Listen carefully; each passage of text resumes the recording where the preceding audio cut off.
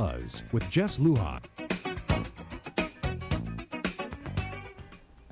Good evening, Guam. I'm Jess Lujan. Welcome to this edition of The Buzz. Tonight, our topic will be Philippine independence, and here to talk to us about that is none other than Leabeth Nahalawa, who is also the president of the Filipino community of Guam. Leabeth, good evening. Thank you so much for having me tonight, Jesse, and good evening, Guam. We are celebrating Philippine Independence Month, and there's a whole lot of event to share with everyone. And let's get this clear. Actually, the whole month of June, there are quite a few activities going on in celebration, commemorating the Philippine independence. But actually, the actual day for celebration is the 12th, right? The 12th, yeah? yes. Okay. And that day, we have a flag raising ceremony, as well as the Van de Honor, which is hosted by the Philippine Consulate's office. It's a ceremonial toast between two countries, the Philippines and the United States. So the governor, on behalf of the President of the United States, will do the toasting with the Consul General Mangibin on behalf of the Republic of the Philippines. Now, in looking back in the celebration of the Philippine independence, actually at one time there was kind of like a dual celebration. At one time, Philippine independence was celebrated same day as the U.S. celebrated their Independence Day, a July 4th. So at one time, that was the date, right? I'm not sure, because I know we celebrate on June, June 12th. It's always been June 12th.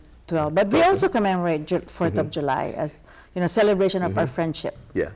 But actually, going back, and this actually, the independence was based on the independence from colonial powers of Spain, right? Correct. Back in 1898, that was, right?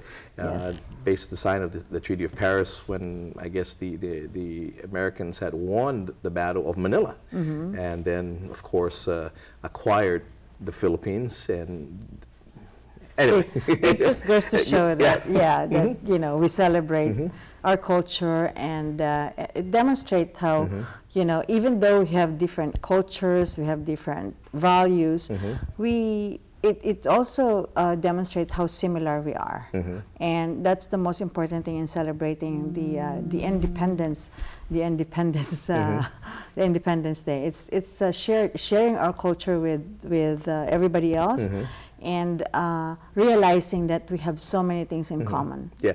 Now, as president of the Filipino community of Guam, AFCG, it's the umbrella organization, right, for other organizations, because there are quite a few. What is the latest number on the other organizations? Well, it used to be 70 organizations, and that comprises of different regions, different provinces, different universities, towns, and whatnot. But most of those organizations kind of lay low or die down, and now we have almost 45 organizations, and there are some that are still there, and there are some new organizations that, you know, that came in, and we're really very happy. We cultivate that, you know, organization, we cultivate the relationship, and that's why we always have these activities, just so we can share each other's values and, you know, food, activities, important dates that happens in their provinces. So we always have a monthly celebration of anything and everything. Yeah. Now, again, going back to, again, actually not going back, but actually it's next week, or next week, 6 days from now, actually, you'll be celebrating the actual date of the celebration of actually Philippine independence. But you've had activities already prior to that, right? Leading up to that. Tell us about that. We started, we kicked off the celebration when the governor proclaimed the month of June as the Philippine Heritage Month. We had a proclamation signing on May 29th, and we kicked off our celebration last Saturday. We had the Santa Cruz, and as you know, you're one of those that participated in that, where everybody paraded with their nice gown and barongs.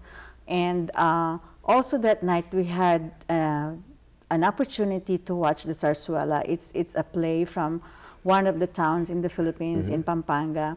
The dialogues and the music are in their own dialect, but we actually felt the message of the play and the pure talent of the artists who came here. They came from New York, San Francisco, San Diego, LA, and then the last leg of their tour was Guam, and we're very fortunate to have them. And the voices of this group, they're young people. It's so nice. You could, some of the audiences even cry when they were singing their song. And we're just so happy that they're able to come to Guam and share their talent. Okay. And so actually, so the again activities commemorating Philippine independence. That, I mean, I know one of the hotels actually is offering, I think for the whole month of June, Philippine cuisine, right? Yes. That was June 2nd. On June, this week, it's such a busy week for us, especially when I'm going crazy. On Friday, we're having a concert. We're bringing celebrity royalties from the Philippines. We have a concert. Trees Company, Pabs Fernandez, Martin Rivera, and Aya de las Alas will be here. It was brought by Inspire Production, and the beneficiary of this concert is the Filipino community of Guam. And on the 9th, we're going to have our Independence Day Ball at the Sheraton Laguna, Guam. And we're so lucky also that Senator Chufisto Gingona accepted our invitation to be our keynote speaker.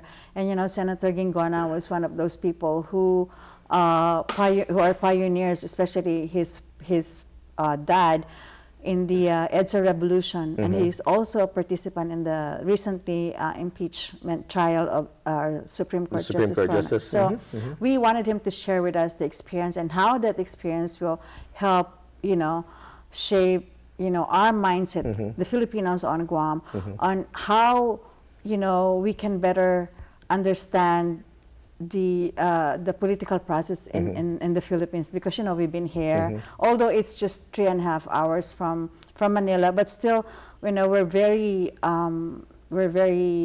cognizant of what's going on.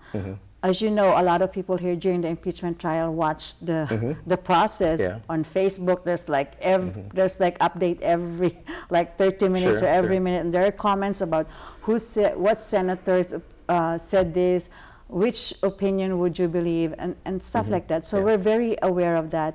And on Sunday, on June 10th, we're going to have a Mass at St. Anthony Church. And at 4 o'clock, we're also going to commemorate the Apolinario Mabini by going to his shrine in Asen. We're going to have a wreath-laying ceremony with the senator. Yeah, and actually, as you brought up the latest, the impeachment trial of the Supreme Court Justice. And as an observer, and I was recently in the Philippines, and as an observer of that whole back and forth, who's right versus not. As an observer, I'm looking, because I was actually in the Philippines when the mass murder in Maguindanao, where the accused Ampatuans were accused. Yes. Ampatuan. And I'm going, that mass murder has kind of fallen to the wayside. And this impeachment trial has taken precedence. And as an observer, I'm going, so this takes precedence over murder of about 35, if not more, journalists and individuals. And I'm saying that's really... You put it aside over this. Over that. Anyway, we're going to take a quick break. We come back, we talk more about what's going on, the other activities, and what's the special day, the 12th of June, what's going to happen that day. We'll be right back.